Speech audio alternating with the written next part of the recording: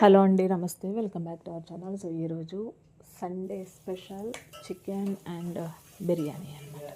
So ఇక్కడ వచ్చేసి పక్కన చికెన్ పెట్టేశాను, అంటే మరీ పులుసుగా కాకుండా గ్రేవీగా కాకుండా చూపిస్తాను మీకు.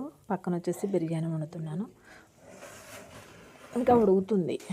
అంటే చాలామంది కూడా ఇప్పుడు బాయిలర్ తినద్దు అని చెప్తున్నారు కదా. సో ఇంజెక్షన్స్ ఇచ్చేయడం, కోడి పెరిగేలాగా, సో అవన్నీ చూసి మాకు భయం వేసి తినడం మానేసి మేము ఫారం తెచ్చుకున్నాం అనమాట. సో కొంచెం అల్లం వెల్లుల్లి పేస్ట్ ఎక్కువ వేసి కొంచెం బాగా ఉడకబెడుతున్నాం అనమాట. బాగా ఉడకబెట్టిన తర్వాత సో ఇలా వండుకుంటే బాగుంటుంది. సో ఎవరైనా ఇంకా తినకపోతే కనుక ఫారం ట్రై చేయండి, బాగుంది.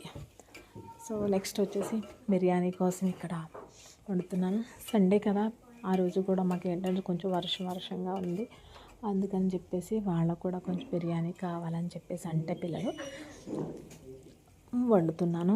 సో మనకు టైం లేదని చెప్పేసి ఏది పడితే వండేస్తే పిల్లలకు కూడా కొంచెం అప్పుడప్పుడు రుచి చూపించాలి కదా. పెద్దగా నాకైతే వంటలు ఏమీ రావు, ఏదో జస్ట్ అలా వండుతున్నాను అంతే. సో మసాలా దినుసు అన్నీ వేసేసిన తర్వాత టమాటా, క్యారెట్, పచ్చిమిర్చి వేసేసి వేగిన తర్వాత కొంచెం వాటర్ వేసేసి తిరగబడిన తర్వాత ఒక అరగంట ముందు నానబెట్టుకున్న రైస్ ఏదైతే ఉందో అది వేసేస్తున్నాను అనమాట.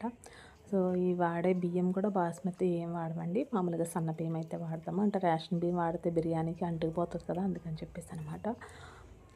అరగంట సేపు నానబెట్టుకున్న బియ్యాన్ని అందులో వేసేసి ఉప్పు కూడా వేసి మూత పెట్టేసి ఉడికించేసుకోవాలన్నమాట. సో నెక్స్ట్ బిర్యానీ ఎలా వచ్చింది, కర్రీ ఎలా వచ్చింది అనేది షేర్ చేస్తాను. ఎవరికి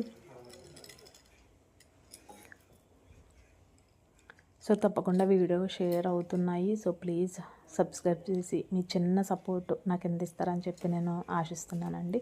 సో తప్పకుండా సపోర్ట్ చేయండి, అలాగే ఒక లైక్ కూడా చేయండి. ఎవరికైతే ఈ వీడియో చూస్తున్నారో వాళ్ళు మర్చిపోకుండా ఒక లైక్ అయితే చేస్తారని చెప్పేసి నేను అనుకుంటున్నాను. సో ఫైనల్గా బిర్యానీ అయితే అయిపోయింది. చూడు, అలా చూస్తే నచ్చలేదా? నచ్చిందా లేదా చెప్పు. నచ్చింది. సరే, బాగాలేదా?